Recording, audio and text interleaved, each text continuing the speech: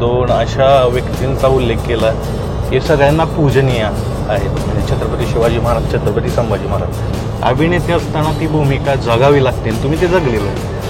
तर दोन व्यक्तिमत्वातील फरक काय तुम्हाला जाणवतो? की मला ही भूमिका सादर करताना हे जाणवलं, शिरूर मतदारसंघातही फिरलो तर लोकांची अशी तक्रार आहे की कोल्हे साहेब आम्हाला भेटतच नाही एकनिष्ठ राहायला. पण बरेचसे तुमचे सहकारी गेले ना, तर तुम्हाला ऑफर झालीच असणार ना काय ना काहीतरी, की या इकडं हे करतो ते करतो, अशी काहीतरी ऑफर झालीच असणार. ऑफर सांगा मला. ऑफर नाही सांगत, ऑफर नाकारण्याचं कारण सांगतो. बैलगाडा शर्यत ही आंतरराष्ट्रीय पातळीवर जाणं आणि ती जात असताना त्यातून स्थानिक तरुणांना रोजगार मिळण्याच्या दृष्टीनं पर्यटनाला चालना मिळेल. म्हणजे जसं स्पेनची इकॉनॉमी ही जी काही स्पॅनिश बुलरन आणि स्पॅनिश बुलफाईटने फार जास्त प्रभावित होते, त्या पद्धतीनं का बैलगाडा शर्यत? असं म्हणतात की राजकारणात अभिनय कौशल्य जादा वापरावं लागतं. नाही का? मित्रांनो, या व्हिडिओला लाईक करा व सँडी आणि यादव या चॅनलला सबस्क्राईब करून जी घंटा दिसते ना तिथे क्लिक करा.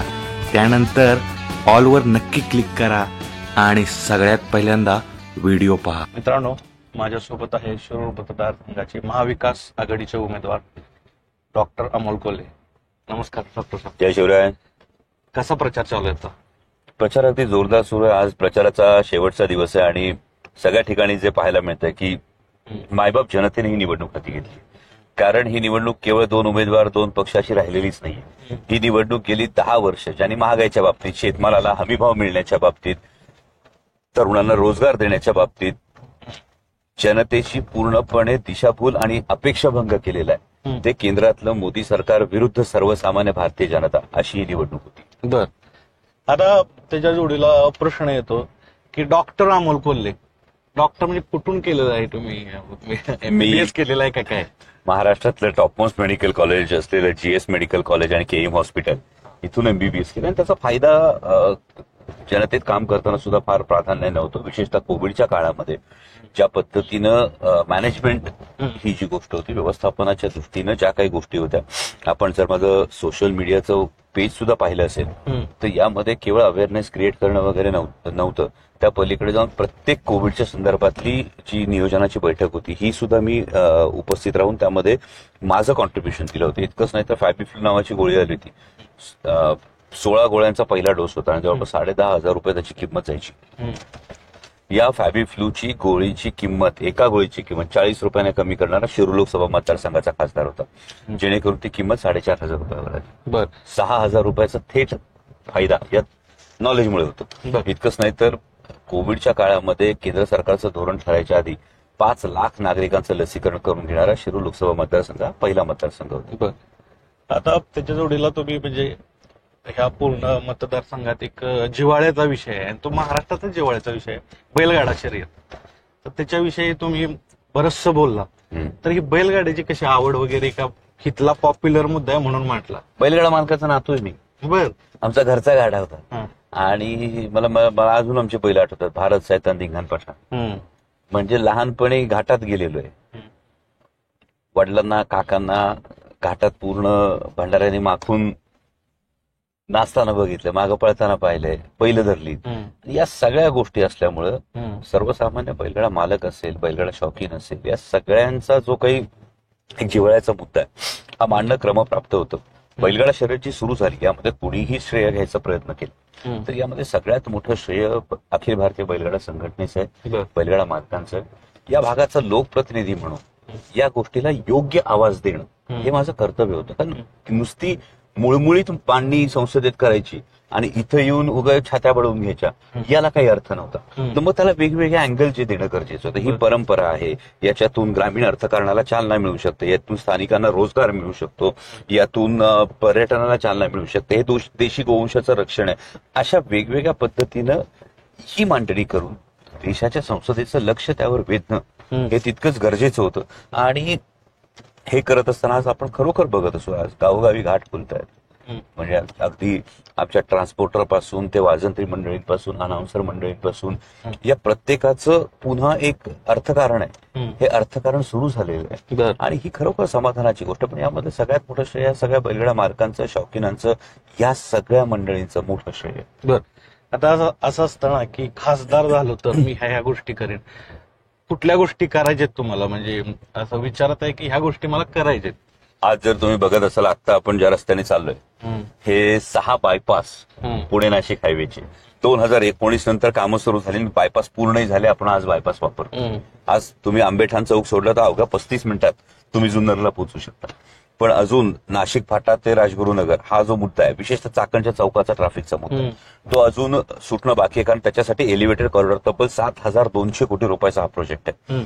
तो एलिव्हेटेड कॉरिडॉर असेल. त्यानंतर तळेगाव चाकण शिक्रापूरचा एलिव्हेटेड कॉरिडॉर असेल. नगर रोडचा जो 25-30 वर्ष वाहतूक कोंडीचा जो प्रश्न आहे, त्यामध्ये अगदी फिनिक्स मॉलच्या समोरून तिथून फ्लायओव्हर सुरू होतो डायरेक्ट शिरूरपर्यंत, हा दुमजली फ्लायओव्हर आहे. अच्छा, तब्बल 19,500 कोटी रुपयाचे नॅशनल हायवेचे हे एलिव्हेटेड कॉरिडॉर्स आहेत. पलीकडे सोलापूर रोडला रविदर्शन चौकापासून यवतपर्यंतचा एलिव्हेटेड कॉरिडॉर, त्याचा डीपीआर सबमिट केलाय.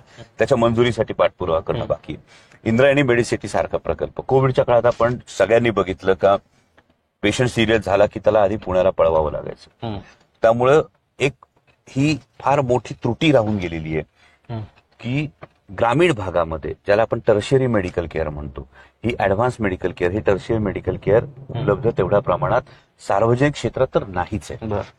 त्या दृष्टीने 26 सुपर स्पेशालिटी हॉस्पिटल एका कॅम्पसमध्ये, त्याच्या बरोबरीनं पेरिफेरीमध्ये 200 बेडेड मल्टी स्पेशालिटी हॉस्पिटल्स, त्याला मेडिकल कॉलेजेस, पॅरामेडिकल कॉलेजेस, असा हा सगळा मोठा प्रकल्प आहे. आणि यामध्ये ज्याला गोल्डन आवर म्हणतो, म्हणजे हार्ट अटॅक असेल, स्नेक बाईट असेल, किंवा म्हणजे साप चावणं असेल, किंवा ज्याला आपण रोड ऍक्सिडेंट म्हणतो, या सगळ्या गोष्टींसाठी पहिला तास हा फार महत्वाचा असतो. त्या दृष्टीनं इंद्रायणी मेडिसिटी अनेक हजारो लोकांचे हे जीव वाचवू शकण्याची ही ताकद आहे. आणि हा प्रोजेक्ट मार्गी लावणं हा खरं तर देशाच्या एकूण आरोग्य व्यवस्थेच्या दृष्टीने हा एक फार क्रांतिकारी प्रोजेक्ट आहे. तो मार्गी लावणं याला प्राधान्य आहे. त्याबरोबरीने आमच्या आदिवासी बांधवांसाठी राष्ट्रीय वनौषधी संशोधन केंद्र, म्हणजे आमच्याकडे वनौषधी खूप आहेत, पण केवळ हिरडा नाही, अगदी अमरकंद पासून हिरड्यापर्यंत याचं फायटोकेमिकल अनालिसिस असेल, त्याचं क्लिनिकल रिसर्च असेल, आणि त्यानंतर त्या माध्यमातून आदिवासी तरुणांना उद्योजक बनवणं, आंतरप्रनरशिप ट्रेनिंग, अशा पद्धतीचं डीपीआर आयुष मंत्रालयाला सादर पण केलेलं आहे. त्याचा पाठपुरावा आहे. हे प्रोजेक्ट्स लवकरात लवकर अस्तित्वात आणणं यासाठीचा पाठपुरावा असेल. इतकंच नाही तर Pune Nashik semi high speed railway इतके वर्ष आम्ही फक्त ऐकत होतो. त्याचा डीपीआर 2018ला बनला होता, पण 2018ला इथले खासदार सत्तेतले खासदार होते. राज्यात सत्ता होती, केंद्रात सत्ता होती, पण राज्य सरकारला साधा डीपीआर सबमिट झाला नव्हता, सादर झाला नव्हता. 4 जून 2020ला तो डीपीआर सादर करून त्याच्यानंतर रेल्वे बोर्डाची मंजुरी, नीती आयोगाची मंजुरी, त्यानंतर एक्सपान्शन कमिटीची मंजुरी, असं करून आता तो फायनल कॅबिनेट अप्रुव्हलला गेलेला. त्यामुळे हे कॅबिनेट अप्रुव्हलला गेलेला प्रोजेक्ट लवकरात लवकर तो मंजूर करून घेऊन तो अस्तित्वात आणणं या सगळ्या गोष्टींना प्राधान्य असेल. मला अभिनेता म्हटलं की मोनोलॉग का, पण बैलगाड्याच्या दृष्टीने काय करणार? बैलगाडा शर्यत ही आंतरराष्ट्रीय पातळीवर जाणं आणि ती जात असताना त्यातून स्थानिक तरुणांना रोजगार मिळण्याच्या दृष्टीनं पर्यटनाला चालना मिळणं, म्हणजे जसं स्पेनची इकॉनॉमी ही जी काही स्पॅनिश बुलरन आणि स्पॅनिश बुलफाईटने फार जास्त प्रभावित होते, त्या पद्धतीनं का बैलगाडा शर्यत? मॅन अॅनिमल कोएक्झिस्टन्सचं जागतिक पातळीवरचं एक उदाहरण आहे. आणि या पद्धतीने परवा सुद्धा ब्रिटिश हाय कमिशनने माझी एक मुलाखत घेतली शिरूर लोकसभा मतदारसंघाच्या संदर्भात आणि एकूणच देशाच्या राजकारणाच्या संदर्भात. त्यामध्ये सुद्धा मी हाच मुद्दा प्राधान्यानं मांडला की जसं जागतिक पातळीवर इतर देशांमध्ये वेगवेगळ्या अट्रॅक्ट करणाऱ्या टुरिस्ट अट्रॅक्शन असणाऱ्या या गोष्टी आहेत, तशीच जर ही इथे झाली तर आमची संस्कृती तर आहेच, आमच्या देशी गोवंशाचं यातून रक्षण होणं ही फार महत्वाची गोष्ट आहे. पण त्याचबरोबरीनं स्थानिक तरुणांना रोजगार मिळेल, याच्या ग्रामीण अर्थकारणाला चालना मिळेल या दृष्टीने मॉडेल घाट असेल, त्यानुसार परदेशातल्या ज्या एम्बसीज आहेत त्या एम्बसीशी टायअप करून ही शर्यत सुरू झाल्यानंतर ही शर्यत बघायला येण्याच्या दृष्टीनं प्रोपगंडा असेल, या सगळ्या गोष्टी करणं गरजेचं आहे. महत्वाचं कॉल असेल तर घेऊ शकता. मुलाखत अशी कॅन्डिडेट असते, पण मला नाही की आता काही जनतेतील गोष्टी असतात. मी फिरत असतो ग्रामीण भागात, शिरूर मतदारसंघातही फिरलो तर लोकांची अशी तक्रार आहे की कोल्हे साहेब आम्हाला भेटतच नाही. ही मला वाटतं हा विरोधकांनी एक तयार केलेला प्रोपगंडा आहे. कारण हा प्रोपगंडा हा व्यवस्थित राबवण्यात विरोधकांनी सुरुवातीपासून प्रयत्न केला. याचं महत्वाचं कारण आहे कारण संसदेतली जी कामगिरी आहे जे समोरचे उमेदवार आहेत ते 3 टर्म खासदार होते आणि 3 टर्म खासदार असताना त्यांच्या पहिल्या 2 टर्मची मिळून असलेली संसदीय कामगिरी यापेक्षा माझी संसदीय कामगिरी उजवी आहे. ते ज्या पक्षाकडून उभे आहेत त्या पक्षाच्या प्रदेशाध्यक्षांची संसदेतली कामगिरी यापेक्षा माझी संसदेतली कामगिरी उजवी आहे. आणि त्यामुळं कुठेतरी आता मुद्दा काय, ना भ्रष्टाचाराचा एकही डाग आहे, ना भ्रष्टाचाराचा कुठला आरोप आहे. आज ठामपणे एकनिष्ठ राहून मी आदरणीय पवार साहेबांच्या सोबत उभा आहे, ज्या पवार साहेबांचं प्रचंड मोठं योगदान या शिरूर लोकसभा मतदारसंघाला. मग मुद्दा काय आणायचा, मग मुद्दा असा काहीतरी हा वेगळा आणण्यात आलाय. आणि त्याच्यात मी खरं सांगतो की मी कायम त्यांना आव्हान दिलं, त्यांनी ते कधी स्वीकारलं नाही की सोशल मीडिया माझ्या वॉलवर आणि बघा 5 वर्षात कुठं कुठं कधी कधी होतो. बरं, यामध्ये दुसरा एक फार महत्वाचा मुद्दा आहे. 2 वर्ष कोविडच्या काळात गेली आणि मला आता सांगा, तुम्ही ग्रामीण भागात फिरता, तुम्ही गाव जत्रा पण बऱ्याचशा अटेंड केल्या असतील. कधी 5 वर्षाचं पोरग 20 वर्षाच्या पोराशी कुस्ती करताना बघितलंय का? मग मला सांगा, एक माणूस 20 वर्ष या परिसरामध्ये आहे आणि मग त्याच्या जनसंपर्काबरोबर तुम्ही 5 वर्षाच्या माणसाचा जनसंपर्क ठेवता, हे होत नाही. आणि हे माहीत असल्यामुळे त्यांनी लोकांच्या मनात हा भ्रम तयार करण्याचा प्रयत्न केला. बरं, पण आता म्हणताय तुम्ही एकनिष्ठ राहिला, पण बरेचसे तुमचे सहकारी गेले ना, तर तुम्हाला ऑफर झालीच असणार ना काय ना काहीतरी, की या इकडं हे करतो ते करतो, अशी काहीतरी ऑफर झाली. ऑफर सांगा मला. ऑफर नाही सांगत, ऑफर नाकारण्याचं कारण सांगतो. कारण ऑफर किती जरी आल्या ना तरी फार महत्वाचा प्रश्न होता. आता मला सांगायचे गेले, यातलं कोण कांद्याची निर्यात बंदी झाली म्हणून बोललो? अगदी आमचे आदरणीय दादा अजितदादा हे राज्याचे उपमुख्यमंत्री, महाराष्ट्राचा ग्रामीण भाग त्यांना चांगला माहिती. ज्या पद्धतीनं दादांनी इकडं असताना ठणकावून सांगितलं असतं का कांद्याची निर्यात बंदी सरकार करते, चुकीचं करते. राज्याचे उपमुख्यमंत्री असताना राज्यातल्या कांदा उत्पादक शेतकऱ्याच्या ताटात माती कालवली जाते, काहीच बोलता आलं नाही ना. जे राज्यातले उद्योगधंदे पळवले गेले, लाखो तरुणांचा रोजगार गेला. इथं बाजूला वेदांता फॉक्सकॉन येणार होता, 2 लाख तरुणांना रोजगार मिळणार होता, गेला गुजरातला. कोण बोललो? या पद्धतीनं जेव्हा बोलताच येणार नाहीये तुम्हाला, सर्वसामान्यांचे प्रश्नच मांडता येणार नाहीयेत, हे जर गोष्टी समोर आल्या तर मग ते का स्वीकारायचं? ऑफर नाकारण्याचं महत्वाचं कारण. आणि दुसरं महत्वाचं कारण, ज्या छत्रपती शिवाजी महाराजांनी, छत्रपती संभाजी महाराजांनी ज्याच्या भूमिका मी करतो म्हणून मायबाप जनता जीवापाड प्रेम करतो, ज्या महाराजांनी, ज्या छत्रपतींनी आपल्याला स्वाभिमान शिकवलं, महाराष्ट्राचा स्वाभिमान दिल्लीच्या तख्तासमोर झुकला नाही, हे त्यांच्या इतिहासातून आपल्याला बघायला मिळालं. त्यांची भूमिका करताना उद्या कवड्यांच्या माळेला हात लावता आला नसता जर स्वाभिमान महाराष्ट्राचा आणि आपल्या भागाचा हा सोडून दिला असता. हे ऑफर नाकारण्याचं प्रमुख कारण. आता तुम्ही 2 अशा व्यक्तींचा उल्लेख केला की सगळ्यांना पूजनीय आहेत, म्हणजे छत्रपती शिवाजी महाराज, छत्रपती संभाजी महाराज. अभिनेते असताना ती भूमिका जगावी लागते आणि तुम्ही ते जगलेलं.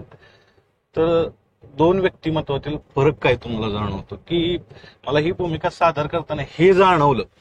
अगदी एका वाक्यात सांगायचं म्हटलं तर छत्रपती शिवाजी महाराज ही भूमिका साकारताना मी काय आदरणीय महाराजांसमोर नतमस्तक होतो. कारण इतकं अष्टपैलू व्यक्तिमत्व आणि माणसाच्या जन्माला येऊन सुद्धा कर्तृत्वाच्या जोरावर देवत्वाला पोचता येतं, याचं अद्वितीय उदाहरण म्हणजे छत्रपती शिवाजी महाराज. त्यामुळे मी नतमस्तक होऊन त्या भूमिकेला साकार करण्याचा प्रयत्न करतो. पण छत्रपती संभाजी महाराजांची भूमिका साकारताना मी आतून कुठून तरी पेटून उठतो. आणि ज्या माणसानं या मातीसाठी, माणसांसाठी बलिदान दिलं, त्या माणसाला वर्षानुवर्ष 350 वर्ष बदनाम करण्याचा प्रयत्न केला. म्हणजे अनेक मान्यवर इतिहासकार आहेत, सेतू माधवराव पगडे, डॉक्टर जयसिंहराव पवार आहेत, काही प्रमाणात विश्वास पाटील आहेत, डॉक्टर कमल गोखले आहेत, अशा लोकांनी तो इतिहास उजळण्याचा प्रयत्न केला. पण तुम्ही मी लहानपणी बघितले असतील पिक्चर, मोहित्यांची मंजुळा, थोरातांची कमळा, यामध्ये प्रत्येक वेळी छत्रपती संभाजी महाराजांना बदनाम करण्याचा प्रयत्न केला. हे सगळं पुसून खरा जो चाचवल्य इतिहास ह्या लोकांपर्यंत पोहोचवण्याच्या दृष्टीनं ही भूमिका, छत्रपती संभाजी महाराजांची भूमिका करताना कुठंतरी आतमध्ये एक सल असते आणि त्यातून मी पेटून उठतो. त्यामुळे हा फरक या 2 भूमिका साकारताना करावा लागतो. आता अभिनयात म्हणजे सगळ्यांना माहिती आहे तुमचं कौशल्य किती. असं म्हणतात की राजकारणात अभिनय कौशल्य जादा वापरावं लागतं, नाही का? असं म्हणतात, पण त्यात एक हलकासा फरक आहे. असंही म्हणतात की राजकारणात तुम्हाला कातडी जाड करावी लागते आणि अभिनेता जर असाल तर तुम्ही सेन्सिटिव्ह असणं फार गरजेचं असतं. त्यामुळे मला असं वाटतं की जर आपल्याकडे हे दोन्ही कॉम्बिनेशन आहे तर तुमच्याकडे एक सर्वसामान्य नागरिकाचे प्रश्न समजून घेण्याची सेन्सिटिव्हिटी पण असली पाहिजे आणि त्याचबरोबरीनं तुमच्याकडे प्रभावीपणे हे मुद्दे मांडण्याच्या दृष्टीनं ही गोष्ट असली पाहिजे. नाही तर सांगा ना तुम्ही, 15 वर्ष जे या भागाचे लोकप्रतिनिधी होते त्यांनी संसदेत केलेले एक भाषण सांगा आठवण, जे गाजलं असं. गेल्या 5 वर्षात मी जी काही भाषणं केली सर्वसामान्य जनतेचे प्रश्न मांडले, पण हे प्रश्न मांडत असताना ते देश पातळीवर दखल घेतली गेली या सगळ्या गोष्टींची. ही दखल घेण्याचं सगळ्यात महत्वाची गोष्ट अशी आहे की ही जेव्हा दखल घेतली जाते ना तेव्हा नकळत माझ्या लोकसभा मतदारसंघाची दखल घेतली जाते, माझ्या शिरूर लोकसभा मतदारसंघातल्या मायबाप जनतेच्या प्रश्नांची दखल घेतली जाते आणि ही गोष्ट महत्वाची. बर, सगळी चर्चा करतोय, तुमचा बहुमूल्य वेळ घेतोय आणि खूप महत्वाचा वेळ आहे, तर माफ करा मी जाता जाता रॅपिड घेतो पटपट. आता तुम्ही चित्रपट पूर्ण व्यवसायात आहात, तर मी काय व्यक्तींची नावं घेतो, मला चित्रपटांची नावं सांगायची, कुठले चित्रपट तुमच्या डोळ्यासमोर येतील. पहिल्यांदा नरेंद्र मोदी, एका चित्रपटाचं नाव घ्या.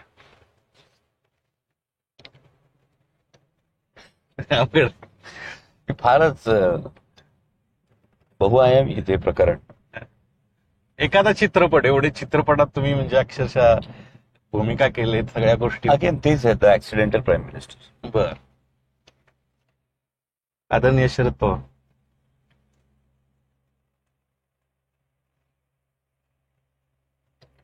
आजही ज्या हिमतीनं ते लढतायत, मला असं वाटतं शोले आहेत ते. शोले. बर, अजित दादा पवार.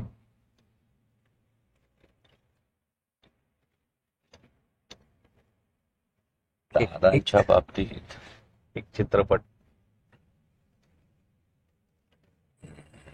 नाही क्लिक होत मला. क्लिकच होत नाही का हे नाव बरोबर. कारण दादांच्या बाबतीत 2 गोष्टी अशा आहेत ना की कुठल्या दादांच्या बाबतीत नेमकं बोलायचं हा कायम मला प्रश्न पडतो. मला त्यांच्याविषयी नितांत आदर आहे, पण 27 जूनच्या आधीची त्यांची भूमिका आणि नंतर 27 जूनला माननीय पंतप्रधानांनी भोपाळमध्ये भाषण केल्यानंतरची भूमिका, अजूनही या 2 भूमिकांमधला जो एक कम्प्लीट 180 डिग्री टर्न आहे हा नाही सांगू शकत आहे.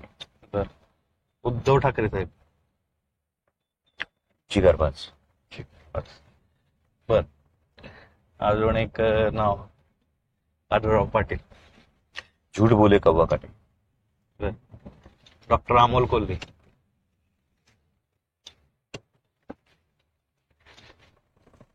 स्वतःविषयी जर असेल तर मी कायम असं म्हणेन की जो चित्रपट निघायला पाहिजे तो तसा आहे मावळा. मावळा. बर, आता किती आपल्याला वेळ आहे सांगा, रॅन्डमली गप्पा. 5 मिनिटं. बरं ठीक आहे, गप्पा खूप होतील, मला खूप प्रश्न यांना विचारायचे होते, पण मी वेगळ्या स्थितीत आलोय कारण यांना खूप लोकांना भेटायचं असतं. बरं, अभिनेता असण्याचं राजकारणात किती उपयोग होते, म्हणजे काय होतं, काय जण म्हणतात सेलिब्रिटी आहे म्हणून निवडून येतात, म्हणजे भरपूर आपल्या जर भारताचं राजकारण पाहिलं तर चेहऱ्यावर मतदान होतं. त्याची गंमत कशी आहे की हे जेव्हा बोललं जातं आणि विशेषतः सेलिब्रिटी म्हणून जेव्हा हिणवलं जातं ते दुटप्पीपणा नाही का. दाक्षिणात्य राजकारणामध्ये अशी अनेक उदाहरणं आहेत, अगदी एन.टी. रामारावजींपासून ते अगदी आता जयललितांपर्यंत पश्चिम बंगालमध्ये अशी अनेक उदाहरणं आहेत.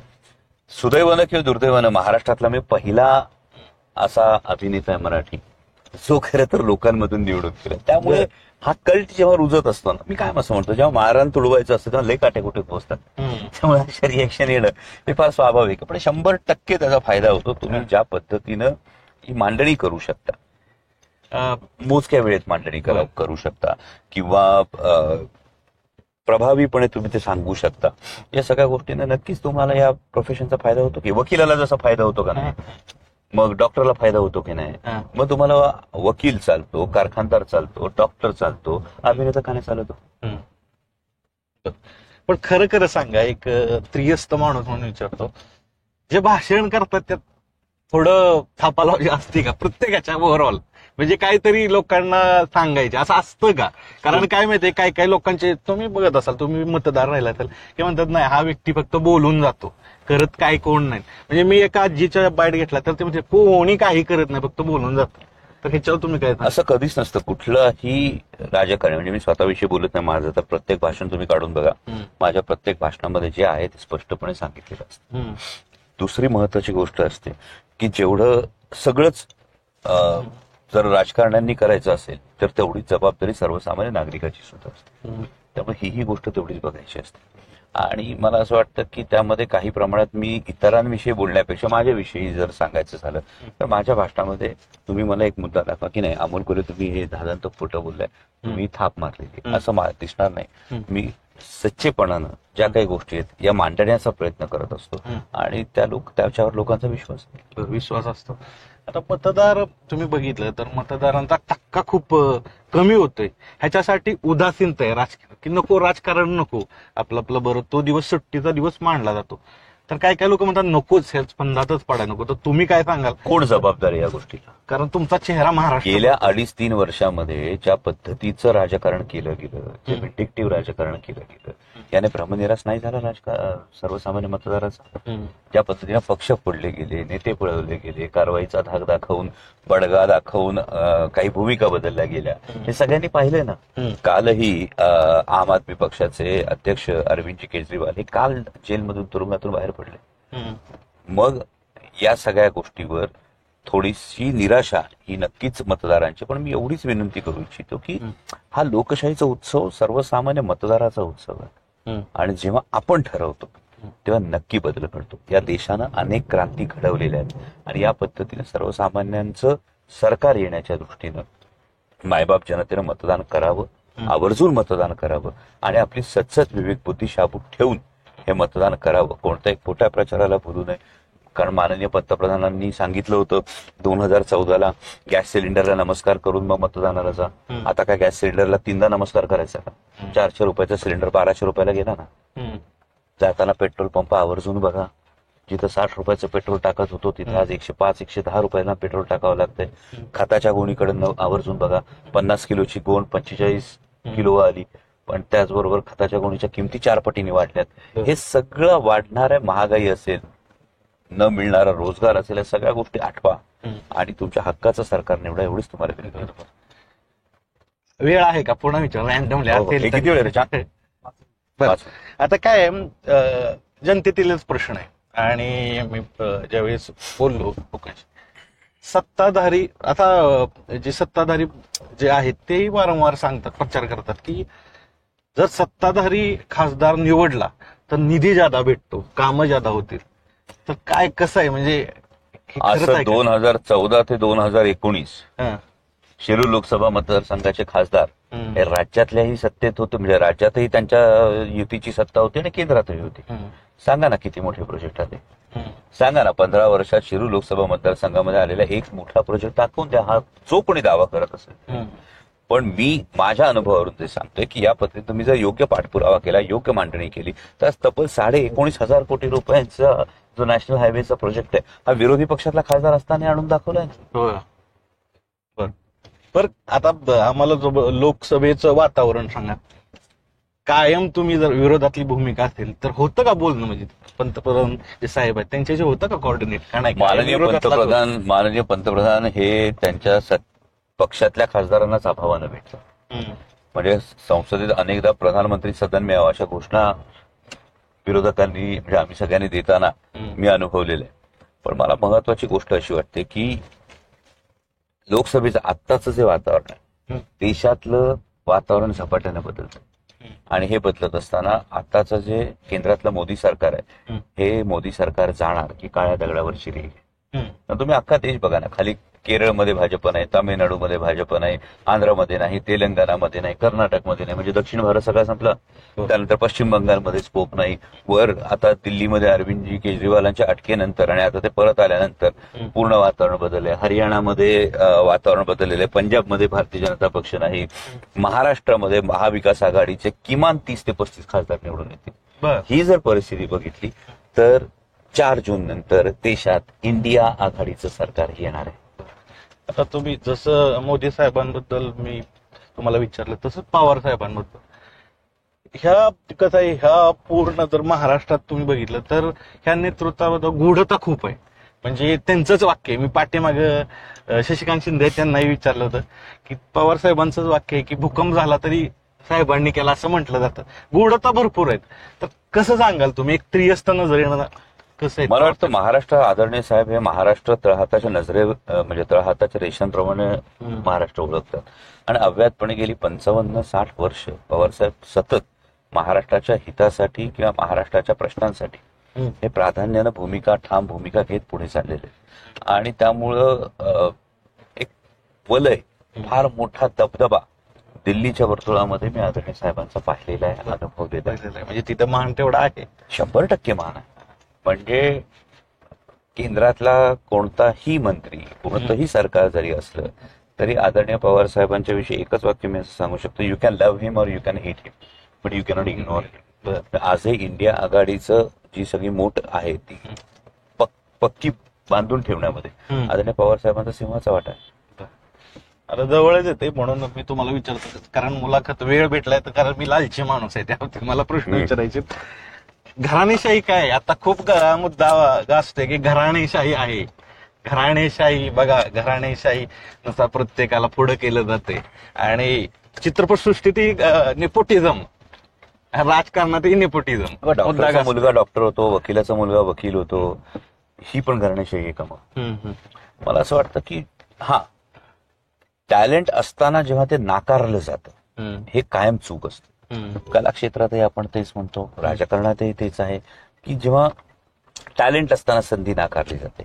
आणि घराणेशाहीवर जे कोणी ओरडतात, मला असं वाटतं टॅलेंट कोणाचंही जरी असेल ना तर त्याला संधी मिळाली पाहिजे. आणि घराणेशाहीवर आज जे कोणी ओरडतात, तुम्ही बघा ना भारतीय जनता पक्षात आम्ही जेव्हा समोर बसतो खरोखर प्रश्न पडतो की जी समोरून माणसं घराणेशाहीवर बोलतायत त्यांच्या आजूबाजूला बसलेले अनेक जण, कुठल्या तरी मंत्र्याचा मुलगा असतो, कुठल्या तरी पुढाऱ्याचा नातू असतो, आणि ही जेव्हा घराणेशाहीवर बोलतात तेव्हा खरोखर आश्चर्य वाटतं. मला असं महत्वाचं वाटतं की जर फॉर एक्झाम्पल स्वर्गीय पंतप्रधान इंदिरा गांधींनी एका अर्थी देशासाठीच बलिदान दिलं, माजी पंतप्रधान स्वर्गीय राजीव गांधीजींनी देशासाठीच बलिदान दिलं, ही घराणेशाही आहे का?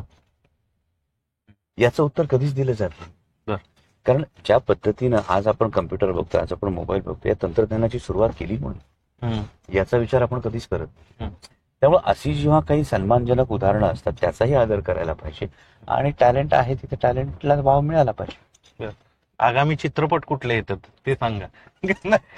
आगामी याच्यात काहीच नाही. कारण तुम्ही बघत असाल तर गेलं जवळपास वर्षभर मी वर्ष काय आता जवळपास 2 वर्ष आली असतील, 2 वर्ष मी कुठल्याही सिनेमाचं मालिकेचं चित्रीकरण केलेलं नाही. आणि आता एवढे प्रोजेक्ट शिरूर लोकसभा मतदारसंघामध्ये मार्गी लागतात आणि त्यातही पक्ष म्हणून जे काही एकूण राजकीय वातावरण संपूर्ण महाराष्ट्रात तयार झालेलं आहे हे पाहता महाराष्ट्राच्या तरुणाईचा राजकारणावरचा विश्वास कायम ठेवण्यासाठी, यासाठी राजकारणासाठी अधिकचा वेळ देणं हे तितकंच गरजेचं आहे. सध्या कुठलाही चित्रपट येत नाहीये, कुठलीही मालिका येत नाहीये आणि ती नजीकच्या भविष्यात येईल असं मला वाटतही नाही. बरं, आता शेवटचा प्रश्न, जे शिरूर मतदारसंघातील मतदार आहेत, अमोल कोल्हे यांचा USP काय वाटतं तुम्हाला? अमोल कोल्हे की सबसे बडी ताकद आहे अमोल कोल्हे की ईमानदारी. आणि त्यामुळे कुठलाही भ्रष्टाचाराचा डाग नाही. मी कुठेही माझ्या कंपनीचं उखळ पांढरं करणारे प्रश्न संसदेत विचारले नाहीत. मी कुठेही वन खात्याची जमीन लाटल्याचे आरोप माझ्यावर नाहीत. मी कुठेही देवस्थानाची जमीन हडपल्याचे आरोप माझ्यावर कोणी केलेले नाहीत. आणि त्यामुळे एकनिष्ठपणे तत्व, निष्ठा, मूल्य या गोष्टींचा राजकारणात विश्वास राहावा आणि त्याचं महत्व कायम राहावं या दृष्टीने मी प्रयत्न करतोय. सर्वसामान्य नागरिकांचे, शेतकऱ्यांचे, युवकांचे प्रश्न संसदेत हक्कानं मांडतोय, ते सोडवण्याचा प्रयत्न करतोय. आणि त्यासाठी मायबाप मतदारांनी हा आशीर्वाद पाठीशी उभा करा हीच माझी मागणी. मित्रांनो, खूप वेळ घेतला आणि गाडीचा स्पीड कमी होतोय मुलाखतीमुळं, त्यामुळं मी रजा घेतो आणि पुन्हा एकदा कधीतरी मुलाखत, पॉडकास्ट चांगल्या पद्धतीने, खूप प्रश्न राहिलेत. आणि आत्ता आलेला मेसेज काय, आमचं मत हे तुम्हाला असणार, कारण हे मत महाराष्ट्राच्या अस्मितेला, संविधानाला, छत्रपती शिवाजी महाराज, फुले, शाहू आंबेडकर यांच्या विचाराला असणार आहे. त्यामुळे आपला विजय निश्चित आहे. सर्वसामान्य माणूस ज्यांचा नंबरही माझ्याकडे फीड नव्हता.